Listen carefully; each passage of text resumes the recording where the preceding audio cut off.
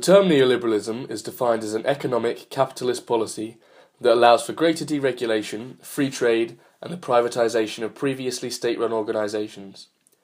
Neoliberalism could be seen as an edit of capitalism that allowed for a greater conservative presence in its outcomes and aims, and specifically had a focus on consumerism as a policy in which would unite American ideology intrinsically with the economy. The theory is closely associated with previous leaders Ronald Reagan and Margaret Thatcher, and can therefore be seen as a policy in which changed world politics. Reagan was able to tap into the rhetoric and history of the golden age of American history, the 1950s, to be able to sell the ideology of neoliberalism. In using the past as the foundation for the future, Reagan longed for a return of conservative normative values, including a return of the nuclear family and increased attention to the deregulation of the economy, thus promoting big business with very limited governmental control. During the period of Reagan's administration, the economy was deemed highly successful as the influence of consumerism and lack of regulation meant that there was more money flowing into the economy. The focus of greater deregulation is evident through Reagan, allowing investment banks to become public during the 1980s, further allowing greater risk within the finance industry. With greater freedom within Wall Street, also came greater influence on government through lobbying power, which entrenches the close-knit relationship between business and government and allows for business influence on executive power. This is arguably why deregulation has never been addressed by government due to the intrinsic links between business and governmental elites. Yet, it can be seen that this lack of attention by governmental administrations has led to vast breaches of interest by the finance industry and thus caused huge economic crashes, such as that of the 2008 credit crash. This crash affected the global economy and the total loss of 7 million jobs between the latter half of 2008 to 2013 within the developed world, and led to the bailing out of banks by George W. Bush, which cost the taxpayer a total of $700 billion. In close consultation with Treasury Secretary Hank Paulson, Federal Reserve Chairman Ben Bernanke, and SEC Chairman Chris Cox, I announced a plan on Friday. First, the plan is big enough to solve a serious problem. Under our proposal, the federal government would put up to $700 billion taxpayer dollars on the line to purchase troubled assets that are clogging the financial system. This essay will demonstrate that the credit crash has actually had a very limited effect on the notion of American neoliberalism and American ideology, due to the ingrained rhetoric of the value of capitalism and the focus and attention on increased growth within the economy in order to overcome the stagnation of the market as a product of the recession, in which the presidency of Donald Trump ultimately demonstrates the future of both the American economy and thus neoliberalism. Within the ever-increasing globalized world, neoliberalism has become the dominant economic doctrine within Western society, and consequently has led to a monolithic outlook on how to perceive world relations based on economic theory. Neoliberalism itself has become constructed by laissez-faire economists such as Friedrich Hayek and Milton Friedman in such a manner to provide the basis of free market fundamentalism. In his book Capitalism and Freedom, Friedman's argument for economic autonomy in the form of privatization would lead to political freedom, and only by curbing state repression would this be maintained. It can certainly be seen in today's America that Friedman's strict belief in limiting governmental control over the economy has embedded neoliberalism into the foundations of the US society. Any other form of increasing governmental power would automatically be seen as an infringement on political freedom, and henceforth an attack on American values. Historically, neoliberal foreign policies imposed by the US can be criticised. Milton Friedman's free market policies would be used by the US in the form of coercion onto outside nations. Naomi Klein's The Shock Doctrine, The Rise of Disaster Capitalism, discusses the implementation of neoliberal economics on foreign countries as a form of shock therapy. Klein argues that during financial uncertainties or disasters within developing nations, the rhetoric of neoliberalism is pushed forward by right-wing economists and is then applied into these nations so they adapt and abide by the ethos of free market fundamentalism. Klein notes how Chile was the first experiment of using shock economic therapy. With the overthrow of democratically elected Salvador Allende, General Pinochet had begun to replace the socialist policies put forward by Allende into a movement which promoted free enterprise and heavily reduced government expenditure. The quick changes did not help Chile's economy, with inflation rising to 375% the next year. The 2003 Iraq War was perhaps the most ferocious utilisation of enforced neoliberalism in an effort to impose democratic values. The Iraq War saw the deployment of more private contractors than Marines. Jeremy Scahill mentions these private contractors, or mercenaries, were absent from any form of accountability. For example, the biggest mercenary company operating within Iraq, Blackwater, had killed 14 Iraqi civilians on the 16th of September 2007 at Baghdad's Nisaur Square. Working to fulfill this neoliberal utopia within Iraq was Paul Bremer, an American administrator. Bremer formally declared Iraq to be open for business. Klein notes how Bremer was a perfect fit for the Bush administration, rather than an Iraqi specialist. Bremer knew how to profit from the war on terror. He had begun to enact the neoliberal theory as was preached by Friedman, to attack the public sector. This process, known as de-Baathification, had resulted in the firing of school teachers, nurses, social workers and other state employees. This allowed for the full privatisation of public enterprises, full ownership rights by foreign firms of Iraqi businesses, full reparation of foreign profits, the opening of Iraqi banks to foreign control, national treatment for foreign companies, and the elimination of nearly all trade barriers. David Harvey states how the Iraqi labour market was strictly regulated, strikes were banned, and the right to unionise was restricted. Advocates of neoliberalism would argue that this approach towards free market fundamentalism enhanced both individual freedom and promoted free trade. Regardless of national sovereignty, Bremer ensured that neoliberalism could spread its tentacles far and wide. The assumption that the free market is purely inclusive to all is heavily criticised by Karl Marx, who asserts that marketisation will always lead to inequality, with a minority hoarding the profit while the majority use their labour to produce for the bourgeois. The surplus value, or unpaid labour, which is produced, is an example presenting the exploitation of the proletariat. Private property in this instance is considered as social property and consists of social production which is owned by the bourgeois. Neoliberalism's emphasis on the profit motive fuels the accumulation of private property and in doing so further divides the worker's own activities and, according to Marx, does so not voluntarily but naturally. The basis of individuality lies at the heart of neoliberalism. The free market sees every individual, and in some instances nations, as consumers. Shaikh argues that to treat nations like individuals is absurd, seeing as the role of business in foreign trade is to solely generate profit. The theory of competition would therefore replace freedom. This development of a consumer culture has led to the concept of immediate gratification and short-term goals. David Harvey expands on this to explain how neoliberalism has curbed collective bargaining and increased flexible labour markets in which short-term contracts are implemented, thereby allowing employers to skip out on social protection benefits such as pensions, healthcare, and protections against injury. Political economist Karl Polanyi delves into the consequences of ignoring increased marketisation onto society. He explains that allowing the market mechanism to be the sole director of the fate of human beings and their natural environment, indeed, even of the amount and use of purchasing power, would result in the demolition of society. In disposing of man's labour power, the system would, incidentally, dispose of the physical, psychological, and moral entity man attached to that tag.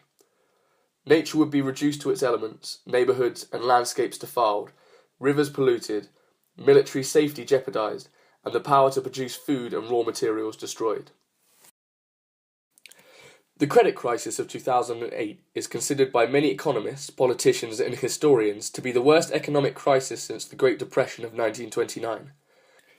The crisis manifested itself in the subprime mortgage market and consequently became an international banking crisis, resulting in the collapse of Lehman Brothers, as well as the bankruptcy and eventual purchase of several other banks.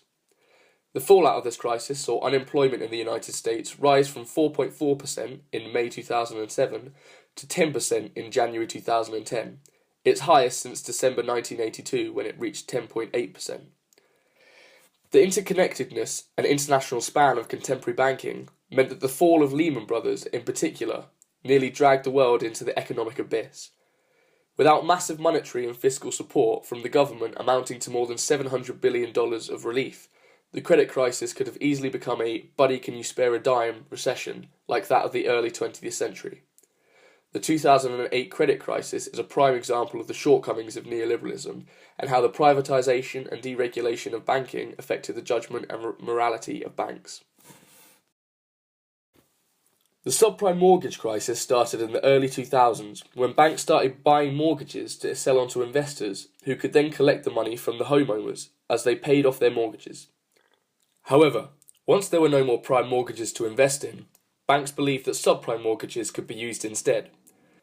If a subprime mortgage did default, it simply meant that the bank would own the asset and it could be sold on and therefore remortgaged. These collections of mortgages were all thrown into a box called a collateralized debt obligation. A CDO? Yes, a CDO. What is that? This is where we take a bunch of Bs, double Bs, and triple Bs that haven't sold, and we put them in a pile. And when the pile gets large enough, the whole thing is suddenly considered diversified. And then the whores at the rating agency give it a 92, 93% AAA rating. No questions asked. Which would be split into three tranches: safe, okay, and risky. These three tranches would then be rated AAA for safe, triple B for okay, and generally speaking, the riskier tranches would be left unrated.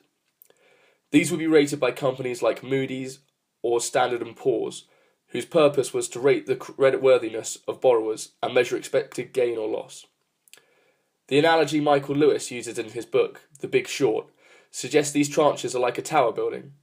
The lower, riskier tranches are more likely to get flooded and therefore come with a higher percent and riskier rate of return, whereas the higher, safer tiers of the tower are less likely to get flooded and therefore come with a lower but still reasonable rate of return. Banks would use leverage to buy more and more of these CDOs, and it quickly became a trillion-dollar industry. It was believed in most banking circles that even if house prices were to fall, it would be city by city, rather than nationwide. This meant CDOs would still be valid, as there would be a mix of rising and falling mortgages. Alan Greenspan, the former chairman of the Federal Reserve, said in 2005, "While local economies may experience significant speculative price imbalances, a severe price distortion, i.e. a housing bubble, seems most unlikely in the United States.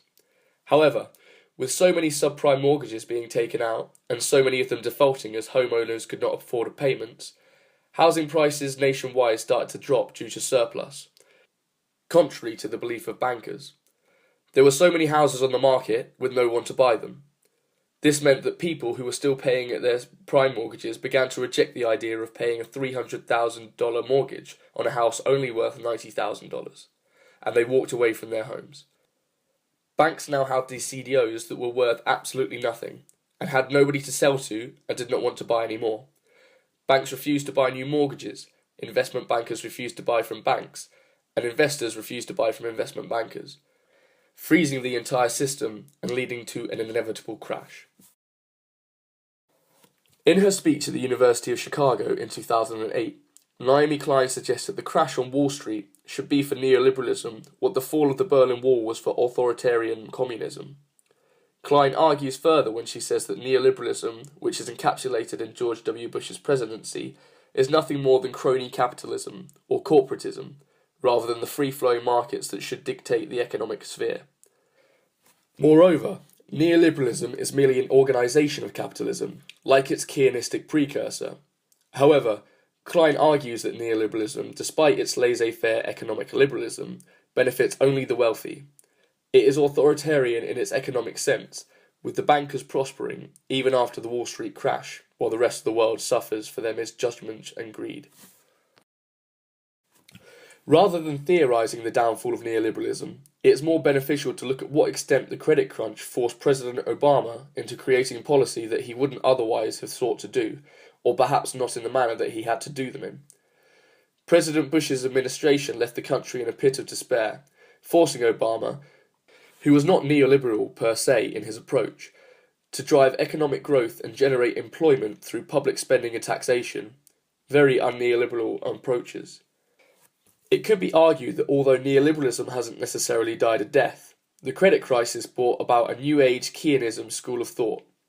Although neoliberalistic values were still imposed, austerity, for example, was a major and unfruitful policy which replaced the fiscal stimulus, especially in the UK. In reality, capitalism comes in various forms, and each vessel works with and against each other. Globalization and neoliberalism work hand in hand, each driving the other. Banks like Lehman Brothers, who had spread their assets overseas, are now so interwoven in the global economy that their growth or downfall mould that of the economic sphere around them. If we were to ask whether neoliberalism should have died a death after the Wall Street crash, the answer would be maybe it should have. But it can't. We as a society rely too heavily upon it as a volatile construct. That we can, and so help us God, we will make America great again. Thank you very much. And we will make America great again. President Donald Trump's rhetoric of making America great again ultimately ties back into the notion of the golden era in American history, as evident through the same political punchline as the Reagan campaign in the 1980s.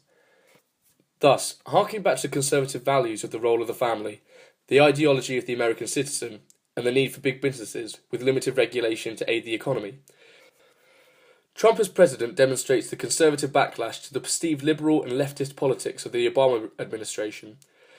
During Trump's campaign, he attacked governmental decisions on the economy as the Obama economic disaster, thus indicating the fault of liberal politics. However, according to The New Yorker, it is a truism among economists that presidents get too much blame when the economy is doing badly and too much credit when it is doing well. Factors outside the White House's control, such as global and financial shocks, Federal Reserve policy, and demographic and technological trends often play a big role in determining things like the level of unemployment and the growth rate of the gross domestic product. Ultimately, showing that although the Obama administration is praised for the creation of jobs, the level of control that the government has on the economy is very little, due to the lack of regulation of businesses and therefore the lack of divisive change between governmental administrations. This demonstrates the limited effects of the 2008 credit crash on neoliberalism and the American economy. This is indicated by the blame placed upon governmental administrations and finance careerists, rather than the capitalist system in which created this economic downturn, therefore indicating that the system is too ingrained within American society to be seen as at fault, as it is the system in which both government administrations and finance careerists are trying to protect. This therefore means that the view of neoliberalism by the United States has not changed since the 2008 economic crash, and will not change until it is overturned, due to capitalism's foundation within the exceptionalist nation. American exceptionalism implements the notion that the nation cannot be critiqued as it is exceptional. Therefore, in order for limited critique, and for citizens to follow the hegemony, controlling apparatus must be used. This is outlined in the works of Stuart Sim, The End of Modernity, who identifies two systems: ideology state apparatus and repressive state apparatus. The former is evident within American ideology through the rhetoric of the American dream, thus embedding consumerism values on the notion of success as the ultimate goal of the American citizen. The value placed on goods is therefore high and promotes spending, thus boosting the economy. When this is not obeyed, the state reinforces repressive means, through the use of police forces, as evident through protests against the normative state, thus demonstrating the enforced embedded nature of neoliberalism within American society, as a structure promoting American norms and values, therefore meaning that the apparatus has been used in order to avert critiques of neoliberalism. President Trump as the future of the American economy also demonstrates the future of neoliberalism. So far within his administration, Trump has insisted upon a pro-growth plan, which includes lower corporate taxes and to streamline regulation, demonstrating a refocusing of business interests first, which is ultimately unsurprising as Trump himself is an international businessman. This is further enforced through the recent implementation of Kevin Hassett as the chairman for the Council of Economic Advisers, as a decision made 4 months after his inauguration could indicate that Trump's perceived lack of want for the position. The outlook of the Trump administration should ultimately evoke fear, as allowing business interests to trump the need of American citizens would indicate that America has indeed not learned anything since the 2008 credit crash. As evident through the need of Trump to impose further deregulation within the economy, which can be seen to be underlying cause of the 2008 credit crash, which ultimately demonstrates the success of the system of neoliberalism. In conclusion, it is evident that the effect of the credit crash on neoliberalism was limited due to the ingrained nature of the capitalist system that cast back to the 1950s. Capitalist ideology has therefore adapted within American culture and social means to formulate the argument that neoliberalism is the only economic alternative.